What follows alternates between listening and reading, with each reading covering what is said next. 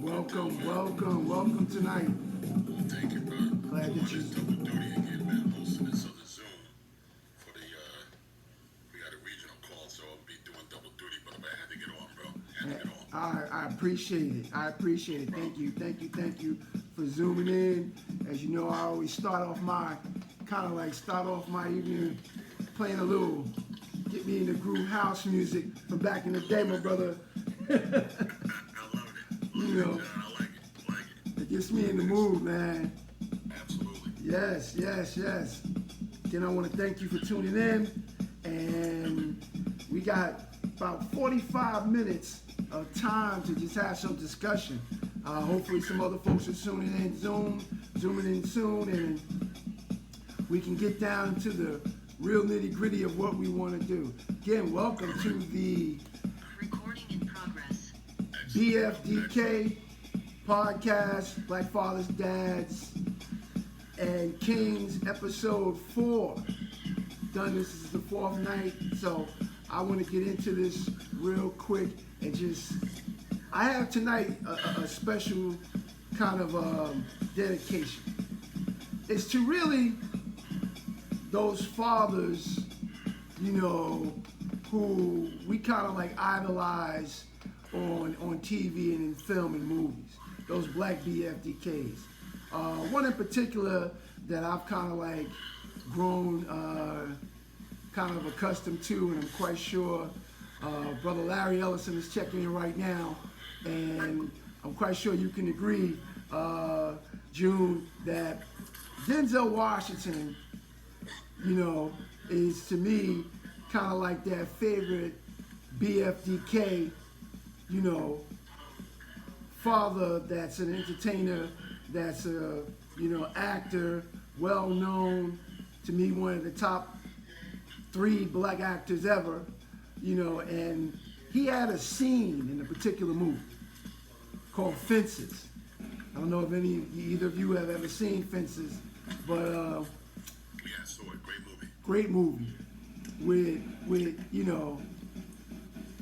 and with Fences, there's a scene in it to where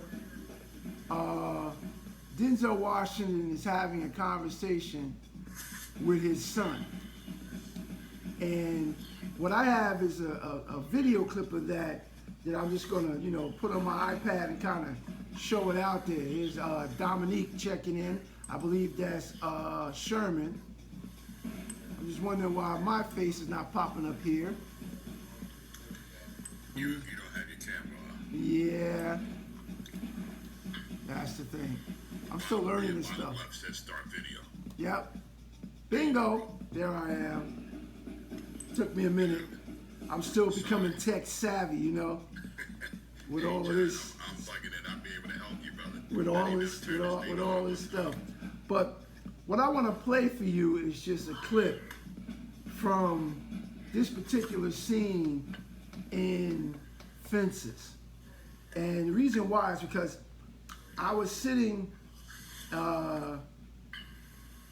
thinking and contemplating about some content for tonight's BFDK podcast, and I happened to look up on the dresser, and I have a picture of my grandfather and my grandmother.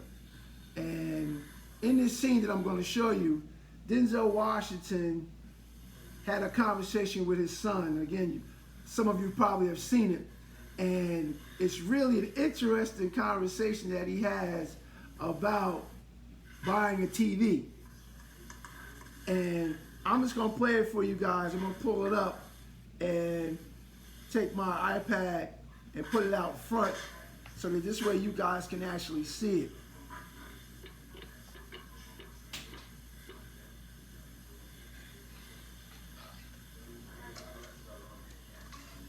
I don't know, can you guys see this? Yeah, we see it.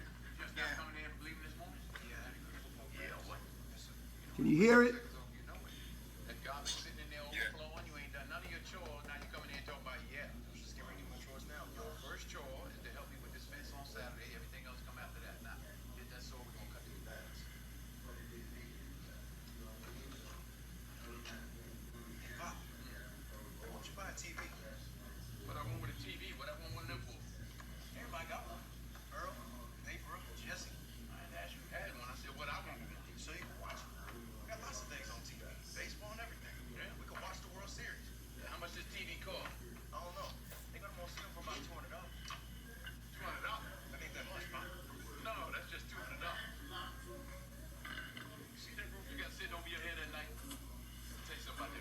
Somebody just has to mute themselves so they can hear this audio. Since that roof was last talked. Appreciate it. Thank you. Now snow come this winter. Sit up on that roof like it is. It's gonna seep inside, just gonna be a little bit. You ain't gonna hardly notice it. Then the next thing you know, it's gonna be leaking all over the house. Then the wood rot from all that water, and you're gonna need a whole new roof. Now, how much you think it costs to get that roof fixed? $264 cash money. See, while you be thinking about the TV, I got to be thinking about the roof or whatever else go wrong around here. Now, if you had $200, what would you do? Fix the roof or buy a TV? I'll buy a TV. And when the roof started to leak, if it needed fixing, I'd fix it. Where you gonna get your money from? You done spend it on TV. You gonna sit up in there and let that water run all over your brand new TV? No, Pop, you got the money. I know you do. Where I got it at, huh? In the bank. You wanna see my bank book? You wanna see that $73.22 I got sitting up in there? You don't have to pay for it all at one time. You can put a down payment on it and carry it on with you. Not me. I ain't gonna nobody nothing if I can help it. Miss a payment, they come and snatch it right out your house, then what you got? Huh? See? Now, when I get $200 clear, I'll buy me a TV. Right now, when I get $264, I'm gonna get that roof fixed. Oh, God, you gonna get you 200, buy you a TV if you want to. I got better things to do with my money. I can't get $200. I ain't never seen $200. I'll tell you what. You get $100, I'll put the other 100 with you. All right, I'm gonna show you. Show me how you can cut these boards right now. There you go. $200 worth.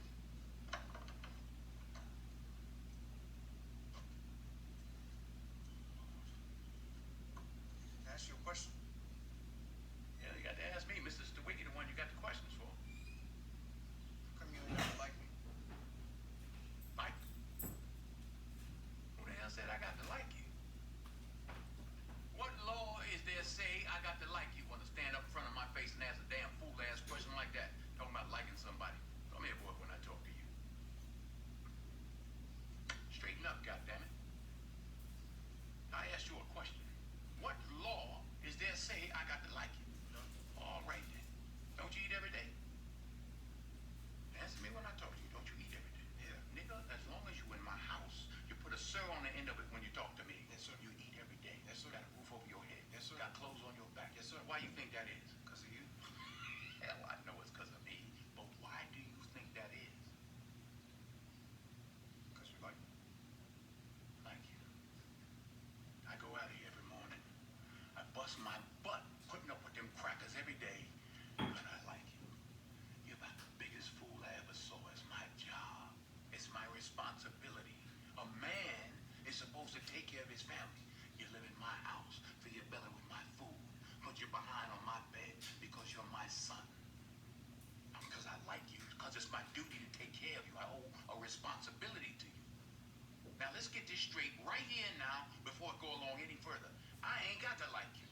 Mr. Rand don't give me my money, come payday because he like me. He give it to me because he owe me. Now I don't give you everything I got to give you. I give you your life. Me and your mama worked that out between us, and liking your black ass wasn't part of the bargain. Now don't you go through life worrying about whether somebody like you or not. You best be making sure they're doing right by you. You understand what I'm saying?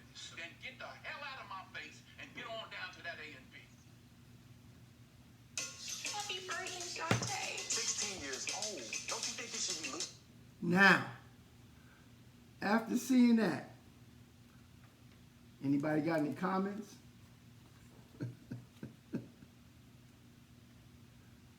I'm just interested. Anybody got any comments? Brother Ellison, let me ask you that. Well, I guess it depends upon which context you put it in. You know, I think he's taking a bigger look at it as far as how it's going to impact him in life. Now you have to deal with things beyond his household. And when you go out there in America in the streets or in the environment about what's more important that you be considering. So I think he's giving it to him at a bigger and grander complex. Just like a little example about we got $200 you're going to spend on the damn TV or the roof. You know what I'm saying? What has more value, what's more of an urgent necessity and longevity for your well-being and survival. So, you know, depends on which context you would put it in. I get it. Thank you. I appreciate that. Brother Sherman, what did you think?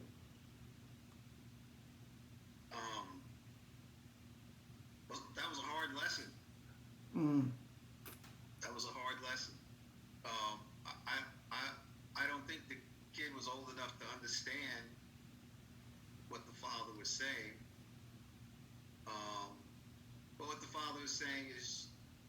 is true. He don't have to like you. He has a responsibility. But I think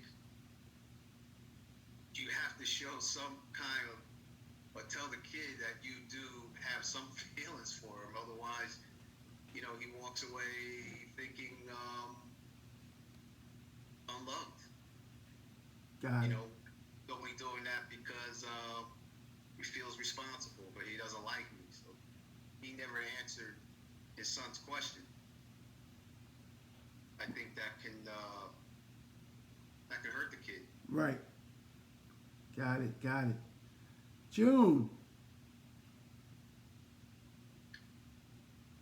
I'm sorry, baby, to get back to you. I pretty much agree with Brother Sherman was saying.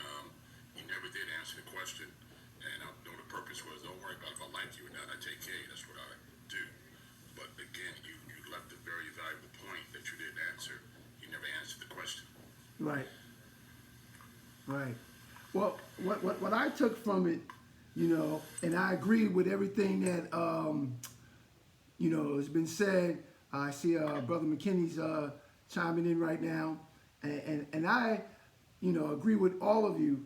He didn't answer the question from my perspective, but because he asked that question, and Denzel Washington kind of like in the scene made the decision that, like, I'm your father, it seemed like he really felt that he didn't have to answer the question.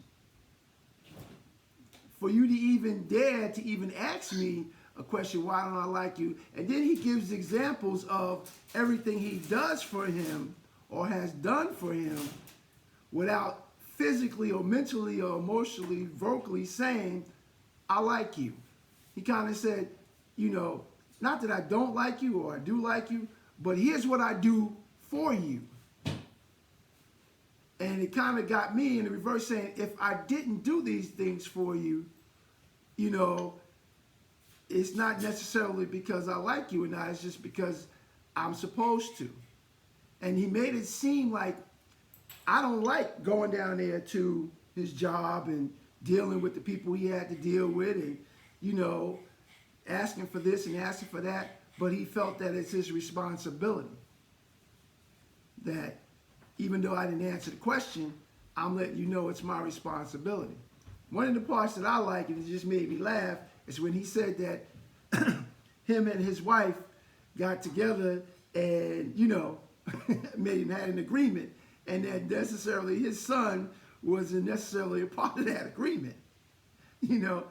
So I laughed at that, but I brought this up and wanted you guys to see that because where we are as black fathers, dads, and kings compared to where Denzel Washington was with his son, his time at that period as a black man in the 50s and 60s was a little bit different than where we are now, in this century. Would we have been or had we had fathers like that, in our past? Like I said, when I saw this, I looked up and saw my grandfather. And I can imagine in my mind my grandfather saying the same thing. And it wasn't so much that he didn't like me, but he felt because I'm doing all these things, I'm showing you that I have some kind of feeling for you. Not necessarily that I like you. John, I tell you, man, I think that this is one of the biggest problems that we have as men. Right. Because unfortunately we don't talk as we should. And communication is the key in whatever we do. And we always say that communication is what the blood is to the body. When the blood stops flowing, the body dies. Right. And the biggest problem we have as men is not communicating, sharing our feelings. Because we were told to be strong, not to cry, not to do this. Right. But there's nothing wrong with it. You have to be able to release yourself. Not just on a physical standpoint, but from a verbal standpoint. And I think we got it mixed up because we do it more physically than verbally. As we all men on this call, y'all know what I'm talking about.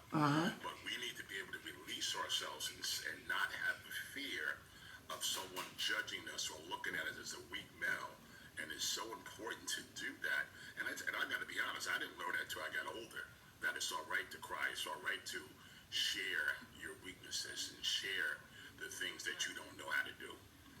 You know, and I think that hurts us more than it helps us. And through the years, you know, we learn as we get older. But you know what? That should have been. He should have said that, answered that question. Right. I know what you're doing. That's our responsibility. Uh-huh. I understand, like you said, I laughed too. Me and your mother had an agreement. The agreement wasn't you. You just happened to show up. Well, being that you are a blessing and a gift, it is my responsibility to take care of you. And Right. I do that because I care. Because if I did not care, I would not be here. Right. You know, so I think that's important. We got to be able to open up and talk. So that's a very, very, very good icebreaker there. I like that, man. I like that.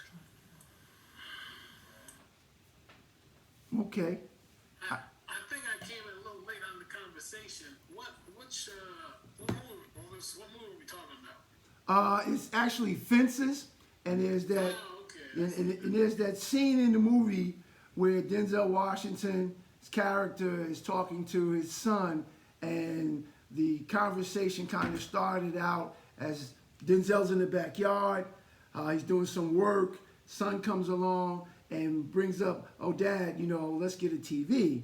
Why get a TV? That TV costs $200. And then Denzel goes on and says, oh, we're talking about, we need a roof. Now, if that roof caves in or that roof leaks, it's going to cost $264. Okay?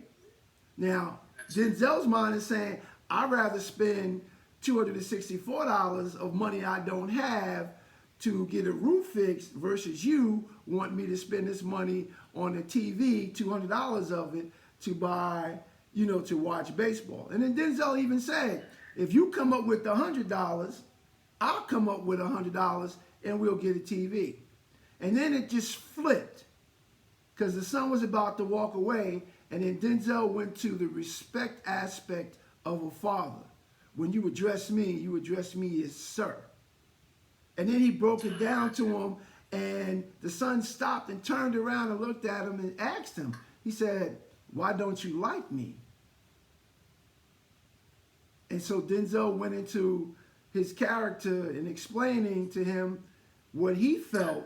And as we attest to everybody who's on the podcast about, you know, did he answer the question why he liked him? He talked about a responsibility that he has for him and that he has to him and everything that he's done, food, clothing, shelter, doing all this. And he even makes a comment about, you know, him and his wife, his mother, the kid's mother, having this agreement and the kid not even being a part of the agreement.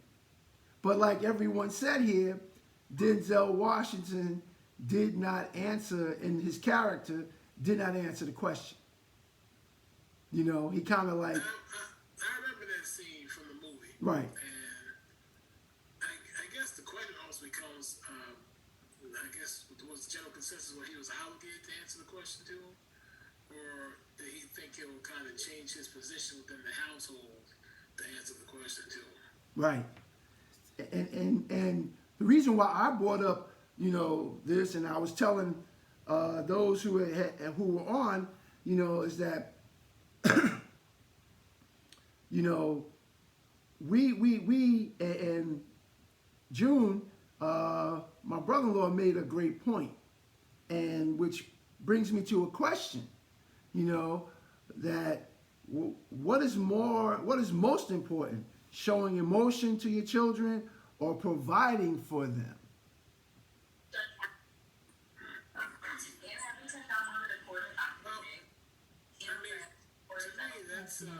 Carl, mute yourself, Carl, if you can. I'm gonna mute it right now. Yep. Welcome. I have one of my brothers, my best friend, on now, Carl Towns. He's just tuned in. Thank you for tuning in and being a part of this tonight, my brother. You are most welcome anytime. So, I don't know if, I mean, that's a tough question to ask. But I think I understand what your brother was saying, from what I caught coming in, that men aren't supposed to show emotion. Men are supposed to just kind of push through stay strong. And I think it becomes almost a little bit difficult as a man if you show too much emotion. Then you get concerned that you're looked at as not as more, I guess, quote unquote, weak per se. But I think there's actually strength in having emotion. Right. And actually showing that your children, that's okay to show that you care for them, that you love them, and you don't have to be crying in someone in the corner, and just and all loss of control with the emotion. But I think just to show them that you care and you can say it with the words is enough. I guess, but I can't really answer as far as what's more important, are you providing or do you show emotion? I think they're both important. I think you need to show them both. Right. It helps them kind of become more balanced as people, adults, because a lot of times the kids mimic us. I think so. And I don't, I think your children mimic what you do. A lot of things, they follow what you do and how you approach things. So I think you can also show them how to approach a situation and have to control your emotions, but to also know when it's time that you can go somewhere in a safe place. Because I think a lot of men, especially, want more somewhere where they feel like a safe place where they can express emotion. Maybe it's to their lady, to their wife, but at the same time, it also depends on your relationship you have with that, with your lady, how much emotion that you want to display. Right. It kind of thing becomes very difficult. I think a lot of times, like you said, it's the background upbringing. I guess specifically to that movie Fences you referred to. I think that was the main issue with Denzel. He was raised just to do what he needs to do and feed the family. And I think historically I've seen that, with men, especially in our community, you do what you need to do. The family needs to be taken care of. Your emotions, they're there, but no one knows you even have them. Right. Let's put it that way. You almost kind of, I don't know about the other brothers on the call, but I have never really seen a lot of men with their families they show emotion that they love the kids and hug and talk to them, but not when they're in time of distress and need themselves. Right. You just go somewhere and deal with it private, and then go back and do what you got to do. Yes. I think we're almost programmed like that. I mean, not just as black men. I think men across the board just been programmed like that. So I don't know if there's any way to kind of break that. Right. But I think, as your brother Milton said, I think he said best, you still should understand that it's important that people, especially, understand that men have emotions too. And Yes. men care and feel just as well as everyone else. That's okay. So Let me ask Brother Carl Towns. Okay, what? And the question is, what is most important? Showing emotions to our children or providing for them? Well, it all depends what the situation is. You always should show emotion for your kids because your kids should be your priority from day one. I mean, when you make these kids, you're making them with the understanding that they're going to be your life until you part this world. So, in my opinion, I'm going to show emotions for my kids, but I'm also going to show emotions outside for my wife, for anybody I feel is important in my life. I'm going to be emotionally supportive of what they do. I'm not going to just judge people by who they are. I'm going to judge people by how I feel. So you got to look at things from an aspect here that when society gears you a certain way, you got to be ready to gear yourself to adjust to any situation. So when it comes to certain situations, emotions got to be displayed in a lot of aspects and depends on the situation before you make a judgment. So my opinion, both of them is important, but you got to stay focused to what is important at that moment. So really, it all depends on what the situation on how your emotions should be expressed. Got it. Thank you for that. And just, I appreciate all, of the comments and things that have been said from all of you, because again, we all are these BFDKs. We all are these black fathers, dads, and kings.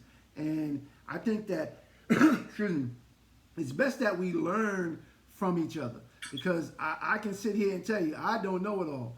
And just as you, many of you, been a father for the past 30 years, I'm still trying to figure out and understand how this thing works. I'm still understanding. So when I get, and I understand and get feedback from men like yourselves who are, these fathers and dads and kings in your own right, it makes me feel that, there is hope and that we can bring this together, because there are a lot of men who feel the way we do and that are out there, especially young dads who need some help, and sometimes, like you said, they go off by themselves and they deal with things in an emotional way and then come back into the same situation. But has the situation been rectified? Has it been resolved? Or you just went away, put a Band-Aid on it till the wound starts to heal, and then you come back, and then the Band-Aid comes off, and then you look and realize that it's not been healed 100%. There's still some things that you got to deal with, And so that's why I want to make this thing, this podcast, and just being able to sit and chat for 45 minutes as black men and pick each other's brains and bring about these different types of scenarios and questions, about how this thing is going to work, because we all are in it. We're in it, and we've been in it for quite a while and a long time. And for the most part, all of our kids, are grown. They're going into adulthood. They're in adulthood right now. And so, like I'm sitting here scratching my head because I do that now when I see my boys, and I have conversations with my boys. I scratch my head because I'm realizing that I'm learning something new about myself and about them every single time I have a conversation. I'm learning something about me more so than them, that I can't talk to them like they were when they were 10, 11 years old, or even when they were 15, 16 years old, or even when they were 21, 22 years old. I have a different conversation with them now. Mine is more or less about life, the next 5, the next 10 years. What is that going to be like for you? And in holding down your responsibility. How does that work? So again, just the importance on emotions versus providing for them. Got another question. All right. The clip I played from Fences seemed to be hard, tough, but if there are some relevance in his statement, don't worry about who likes you. Make sure that they are doing right by you. Do you agree with that statement? Anybody? I tell you, John, I'll take that because I'm about to report on this call. Yes, I agree with that. I agree with that big deal wholeheartedly, because I got to tell you, growing up, there was some times where I was very concerned how what their perception of me was. And I found myself that I was actually trying to please them instead of growing into the man that I needed to be. And that took to a point where I was hurt by some folks that were close to me. So I had to take a step back and do a self-examination of myself. Who am I trying to please? Right. Can't nobody beat me being who I am. And I need to understand who I am and what my goals are in life that I need to achieve. And when I started going after that, I felt more confident. My self-esteem grew a lot stronger. I found myself speaking out more boldly, opening up. And I think that's very important, that you need to understand we're not here to please somebody else. We're here to take care of ourselves and take care of responsibilities. Right. So I agree with that. That's a very good statement, man. Y'all keep going, brothers. I like the format, bro. Yeah. Larry, let me ask you that question. Is it more or less a statement about don't worry about who likes you, make sure that they are doing right by you? How do you feel about that? I think that's right on point, because you can get caught up in all this like stuff, but people are not respecting you, not giving you your due. You're not knowing how to say, hey, wait a minute, I'm entitled to more than that, because you're trying to, be liked. And it's when you get to the core of it, it's beyond that. It's about who's respecting you, who's doing right by you, being fair, and you're getting the due that you deserve for the hard work that you put in. It's kind of like that same old adage: is it better to be, to be feared or loved? And it's kind of like, you want to make sure in any given situation that you are being respected, not being mistreated, and that people are doing right by you. Because people are fickle. One day they like you, one day they don't. Right. For some BS. So people can always demand your respect and people be fair. So yeah, I think it is important to understand that there's a stark difference between just somebody liking you and people doing right by you. Because they can like you but don't do you right. Right. Sherman. That's how I feel about it. Respect is a big deal. If they don't have to like you, but they do have to respect you. And when a person respects you, they would normally do right by you. Right. So to earn the respect is a little bit more important than the like. Mm-hmm. I agree. And when we human beings, we are some very interesting creatures. We have this thing where if you watch an animal, a dog, you can kind of know the temperament of how that dog is going to react by the certain things that dog does. Because we have the ability to process and think and show our emotions, we sometimes do it in a way that is just like, wow, you shake your head. I'm guilty of it. There's been many times I'm guilty of it. And I'm trying to not, do that as much, but trying to just understand why I'm having these emotions. Why am I going to express this before I do? Because where I am now, the stage I am now, that will take a toll on me, And then letting somebody else's situation get me to the point where I lose control of it, of myself, and it gets me to a point where I can't, function, So this is where, as a BDFK, we got to start, as to me, my opinion, as black men, start looking at the big picture here. Do we want to indulge in these kind of things, or do we want to say, hey, let's figure it out amongst ourselves, for the sake of our offspring and our families, that we can move forward and together, because, we are, I can tell you, and this is just my opinion, there are certain factors in this world who want us to become an endangered species. They want us to become an endangered species.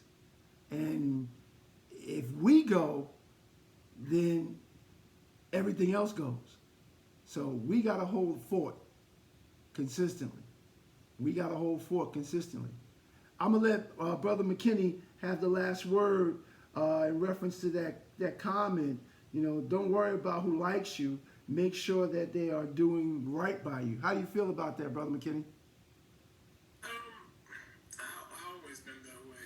I guess maybe it was just my personality from when I was a young guy. I never cared about who liked me. My only thing was always respectful to folks. I was raised that way. And I also, have the same philosophy: give respect, you get respect. But everyone's not going to like you. I didn't tell my boys that. But, you try to always do the right thing. But if you worry about everybody who likes you, so that, if you worry about every time that somebody has to like you, to do something for them, but to do something the right way, you'll never get anywhere in life. Because now everybody's not going to like you, period. I don't care how nice you are, how friendly you are, how much you do for people. So you just got to kind of, for me always, you have to kind of be focused and be on your purpose and moving away, which is going to be most productive, give you the most productive outcome as a man in life, But I definitely more of a, can't worry about the like aspect, because like is fleeting. Right. Somebody can like you one minute and not like you the next, you said to them or something you didn't give them. Mm-hmm. So if you move the right way all the time, you know, it kind of lays out, it kind of falls out the way it does. Right. Every day. Thank you. Well, my brothers, we're gonna bring tonight's podcast to a close. I want to thank you for this, and thank you for tuning in. And I just want to pray over you guys. You know that you are blessed, you are in good health, you are where you want to be in life. You know, and if there are some topics that you guys would like to discuss in the future, please send me a text. Okay? Now I'm gonna put my brother Carl on the line right now, and I'm gonna say to him, next Tuesday's podcast, Black Fathers and Dads, is gonna be about us sports dads. Us sports dads, you know, that have played sports, done sports, and then have sons and daughters who we have kind of like participated in their ventures when it came to, you know, being an athlete, you know, being a sports dad, and how that turned out. You know, for those who don't know, Larry and Mr. McKinney, and I think Sherman knows, Carl is actually the father of Carl Anthony Towns, who plays for the Minnesota Timberwolves. So as a sports dad, you know, he can pretty much give us some insight of how that actually worked. Because for Carl and for Sherman, you know, and even June, who was on, I was kind of front and center and witnessing some of the things, you know, that we as sports dads, you know, didn't do, should have done, would have done, could have done, but didn't do. So that's going to be our topic next week. And again, if you have a topic, anything that you want to talk about in reference to Black Fathers, Dads, and Kings, hey, again, send me a text and we'll put it on and we'll have that discussion. All right? Right. Again, It's good to see you. yes, it is good to see all you too. And I want to thank you for tuning in to this podcast at this time, Black Fathers, Dads, and Kings, and praying for you guys, mind, body, soul, and spirit, your health, your families, your who and what you are in spirit, you know, praying for things to be in your house and in your home the way you want them to be and you need them to be by the grace of God. And again, I want to thank you guys for tuning in. Until next Tuesday, 8 p.m. this time. Peace. All blessings to you. Good night, everybody. Good night. Good night.